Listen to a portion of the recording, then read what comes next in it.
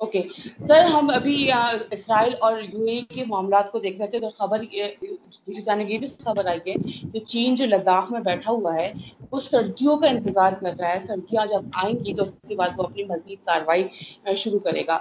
Sir, आपका क्या तबसरा है? अब चीन ने और कितनी कार्रवाई करनी है? वो तो आ गए हैं, अंदर बैठे हुए हैं।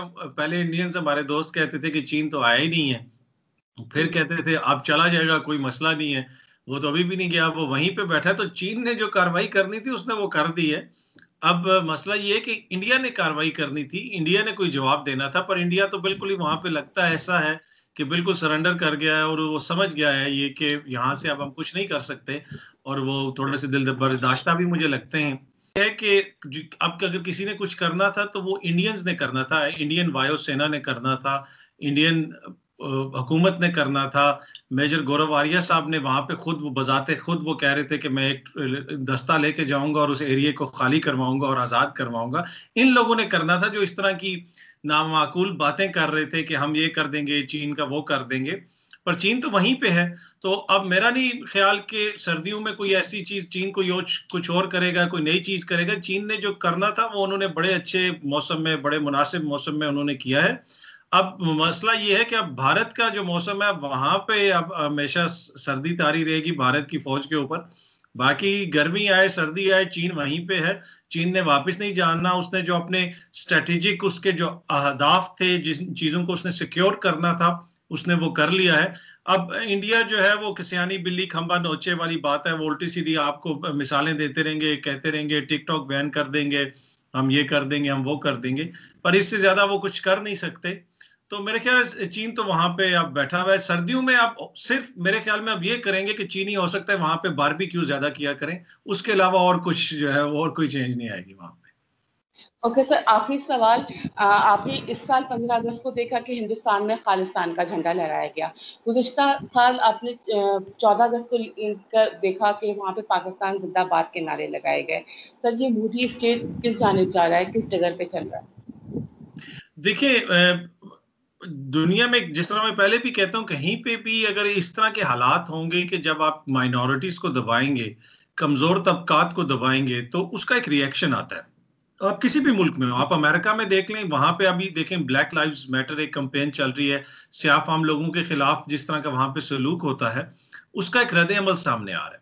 और यही चीज हम देख रहे हैं कि भारत के अंदर होता यह था कि ये मसाइल भारत के अंदर बहुत अरसे से थे। हमने 80s में देखा ना, कितने हजारों सिखों को जिंदा जला दिया गया ना भारत के अंदर। ना सिर्फ गोल्डन टेम्पल के ऊपर उस मुकद्दस जो मुकाम है सिखों का, उसके ऊपर फौजें चढ़ाई गई, उसकी बेहरुमती की गई। उसके साथ साथ पूरे मुल्क में सिखों के जहां पे सिख थे उनको मारा गया। इंदिरा गांधी साहब की असैसिनेशन के बाद लोगों के गलों में टायर डाल के उनको जला दिया गया। और जो सिखों के साथ जो वहां पे एक तरह से जेनोसाइड हुई, वो सबको पता है। उसके अलावा दीगर जो माइनॉरिटीज हैं, क्रिश्चियंस के साथ होता आ रहा है, वहां पे बड़े अरसे से होता आ रहा है। मैंने पहले भी कई दफा जिक्र किया है, एक ऑस्ट्रेलवी फादर थे, उनको उनके बेटों समेत जिंदा जला दिया गया। मुसलमानों के खिलाफ कई दफा वहां पे इस तरह के कम्युनल वायलेंस हो चुका है। तो उस सोसाइटी के अंदर ये चीज बड़ी आम है और बड़े अरसे से चली आ रही है। अब डिफरेंस ये हुआ है कि एक ऐसी हुकूमत आ गई है जो इस चीज को सही समझती है, जो खुद इंतहा पसंद है। पहली जो हुकूमतें होती थी वो सोसाइटी की इस चीज को कोशिश करती थी कि किसी तरीके से कम किया जाए, रोका जाए, ना इनको फैलाया जाए। लेकिन ये जो इस वक्त हुकूमत है, ये तो आई इसी वजह से है कि ये इस तरह की चीजों को हवा देती है, इस तरह की चीजों को प्रमोट करती है। 50s के अंदर ये इनकी भारतीय जनता पार्टी की जो पेरेंट्स जमात थी, भारतीय जना संघ, वो बनी थी, पर इनको कभी कोई वोट नहीं मिला। 79 में इन्होंने पार्टी का जमात का नाम चेंज करके भारतीय जनता पार्टी रख दिया, फिर भी इनको कोई वोट नहीं पड़ा।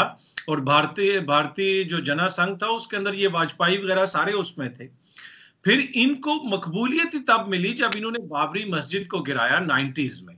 तो इनकी तो यूनिक जिसको कहते हैं सेलिंग पॉइंट ही ये है, इनके तो क्लेम टू फेम ये है कि हमने बाबरी मस्जिद को तोड़ा और हम माइनॉरिटीज को दबाते हैं और हम एक एक्सट्रीमिस्ट किस्म का, इंतहा पसंद किस्म का जो फलसफा है उसको हम उनके मजहब के मुताबिक उसको राइज करेंगे और बाकी सब किसी को भी हम यहाँ पे स्पेस नहीं देंगे। तो इस वजह से अब ये चीजें ज्यादा सामने आ रही हैं, इसलिए कि एक हुकूमत वहां पे ऐसी है जो इंतहा पसंद है जो इंसान दोस्त नहीं है, उसके रहनुमा ऐसे हैं कि आप देख लें कि दुनिया का कोई भी किसी भी मुल्क में, किसी डिक्टेटरशिप में भी एक कंट्रोवर्शियल जगह ऐसी जहां पे एक मस्जिद को तोड़ा गया हो और वहां पे मंदिर बन रहा हो, क्या कोई हुक्मरान जाके खुद उसके इनॉग्रेशन करेगा? कभी भी नहीं करेगा, इसलिए कि ये इतनी कंट्रोवर्शियल चीज है, कभी भी नहीं करेगा। तो लेकिन मोदी जी वहां पे गए। अब ये कहते हैं कि वहां पे पहले मंदिर था और उसके बाद मस्जिद बनाएगी 500 साल पहले। फिर वहां पे ये कहते हैं कि वहां पे 1,000 साल पुराने मंदिर हैं, 2,000 साल पुराने मंदिर हैं। अगर बाबर ने मंदिर तोड़ने होते तो वो सारे मंदिर तोड़ के मस्जिदें बना देता ना। मंदिर तो वहीं पे, चाहे कोई मंदिर तोड़े, चाहे कोई मस्जिद तोड़े, गुरुद्वारा तोड़े, चर्च तोड़े, ये गलत बात है। अगर हम कहें कि किसी जगह पे हम चर्च तोड़ के वहां पे मस्जिद बनाएंगे और इमरान खान साहब जाके उसका इफ्तिताह करेंगे तो हमें उसको भी कंडेम करना चाहिए। हर मजहबी मुकाम वो उसकी इज्जत, उसकी तहजीम आप पे लाजिम है, और एज ए इंसान भी और एज ए मुसलमान भी। तो मेरे ख्याल में जब आपके मुल्क में इस तरह की हुकूमत हो कि जो अक़लियतों के मजहबी मुकामात को तोड़ के वहां पे अपने वोटर्स को खुश करने के लिए अपने मजहबी मुकामात बना रही हो, तो फिर इस तरह की चीजें, झंडे भी उठेंगे, आवाजें भी उठेंगी और हर किस्म के नारे भी लगेंगे। आपकी नजर से एक और सवाल कर सकती हूँ माजूद के साथ में, पहले मैं आपसे सवाल करते हैं। सर, हिंदुस्तान की हवाले से कहा ही जाता है कि हिंदुस्तान, और जैसे सभी को जानते हैं कि हिंदुस्तान सबसे पिछला मुल्क है, दूसरे नंबर पर मुल्क है। और सूरत हाल सर ये है कि बल्कि आपकी, मैं वीडियो में देख रही थी कि वहाँ पे एक फौजी जो है इंडियन फौजी, उनको राइफल तक भी लगाई जा रही। वहाँ पे ये भी कहा जाता है कि जो हिंदुस्तान अगर अपना कोई असला बनाता है तो उनके फौजी उसको रिजेक्ट कर देते हैं। सर जब, और फिर उन्होंने रफाल वगैरह तैयारी वगैरह भी ले लिए हैं, खैर से हम माशाल्लाह 27 फरवरी तब जानते हैं कि हाँ शाहीनों ने माशाल्लाह 2 जहाज गिरा दिए थे। असला खरीद लेना, सर सवाल ये कि असला खरीद लेना और असले वाला मुल्क बन जाना बहुत अहम है, या असला चलाना बहुत अहम होता है? देखिए इसमें एक चीज तो ये उसको समझना, उसकी तरबियत। जी, इसमें देखें एक चीज तो ये कि आप इंडिया की कोई भी डिफेंस डील देख लें या कोई भी डील देख लें, उसके अंदर हमेशा डिले होता है। होता क्या है कि इनकी बिकरिंग इतनी ज्यादा होती है, जिस तरह इनके आपने टीवी पे देखा, टीवी पे बैठ के ये दूसरे की बात नहीं सुनते। आप किसी भी इनसे बात कर लें, मीडिया के इनके लोगों से, या इनकी ये जो इंतहा पसंद इनके लोग हैं, ये दूसरे की बात नहीं सुनते। ये बीच में जो है अपनी शुरू कर देते हैं, आपको क्वेश्चन कर, जिस तरह आपने मुझसे क्वेश्चन किया और अब मैं आपको जवाब दे रहा हूं। अगर इस वक्त मैं किसी भारतीय चैनल पे होता तो वो क्वेश्चन, उनका दिल होता है कि क्वेश्चन भी वही करें और जवाब भी वही दें। तो यही हालत इनके अपने इंस्टीट्यूशंस की भी है। हर वक्त बिकरिंग इतनी ज्यादा होती रहती है कि ये एक बजट भी रख लेते हैं, लेकिन उसके बावजूद चीजें आगे नहीं बढ़ती हैं, इसलिए कि वो एक दूसरे के साथ, हर दूसरे को सुनने के लिए तैयार नहीं है, किसी का मौके सुनने के लिए तैयार नहीं है। और यही वजह है कि आपको मैं मिसाल दूं कि 1980s से ये कोशिश कर रहे हैं कि एक बंदूक, इनकी जो फौज की बंदूक है उसको अपग्रेड कर लें, वो इनसे अपग्रेड नहीं हो रही बंदूक। 90s 80s से 40 साल से ज्यादा अरसा हो गया, इनसे एक बंदूक नहीं बन रही, तो ये कह रहे हैं कि हम बाकी सारी चीजें बनाएंगे।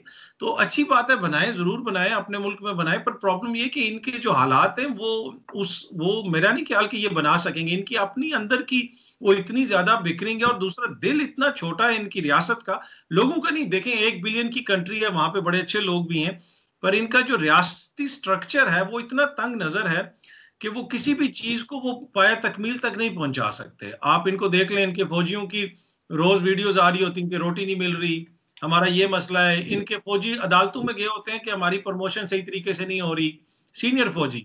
तो इनका बहुत सारे इनके जो सीरियस किस्म के मसाइल हैं जो इनके हैं, इनके स्ट्रक्चर में हैं, जिसकी वजह से इनकी चीजें पूरी नहीं होती। और दूसरा ये है कि वो ये करते ऐसे कि कोई भी डील करते हैं, जब डिफेंस डील करते हैं, वो मिसाल के तौर पे अगर 100 रुपए की डील हुई कि 100 रुपए में आपको ये पुर्जा मिलेगा, तो उसके बाद ये शोर मचा देते हैं कुछ अरसे के बाद, इसी 100 रुपए के अंदर आप साथ जो है ना ये बंदूक के साथ चटनी और रायता सलाद भी मुफ्त में डाल दें। इस किस्म की इनकी फरमाइशें होती हैं, मतलब कि इंतहाई भोंडी किस्म की जो है ना चीज, कहेंगे साथ ये टेक्नोलॉजी भी आप हमें दे दें, ये भी कर दें।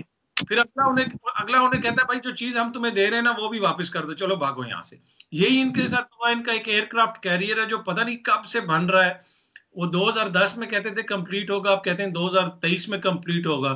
पिछले साल इन्होंने एक उत्तर प्रदेश में एक फैक्ट्री लगाई रूस की कॉरपोरेशन से कि वहां पे असॉल्ट राइफल्स बनेंगे। मोदी जी ने वहां पे खुद जाके उसका इफ्तिताह किया।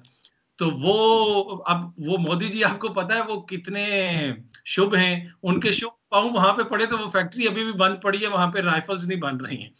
तो इनका प्रॉब्लम ये है कि इनकी रियासत को पैसा तो वो रख देती है, फिर उसको खर्चते हुए इनको तकलीफ होती है। बजट तो लगा दिया, ये चीज ले ली, उसके बाद आगे चीजें इनसे नहीं चलती हैं, और बिकरिंग इनकी इतनी ज्यादा होती है इंटरनल जो इनके डिपार्टमेंट्स हैं, जिसकी वजह से इनके मसले जो है इसी तरह फंसे रहते हैं। तो अब असला ये अपने मुल्क में जो बनाएंगे वो मैं भी देखूंगा और आप भी देखेंगी, और पता चल जाएगा कि क्या असला बनाते हैं। तो I wish them all the luck, to be honest. अगर वो करना चाहते हैं तो व्हाई नॉट।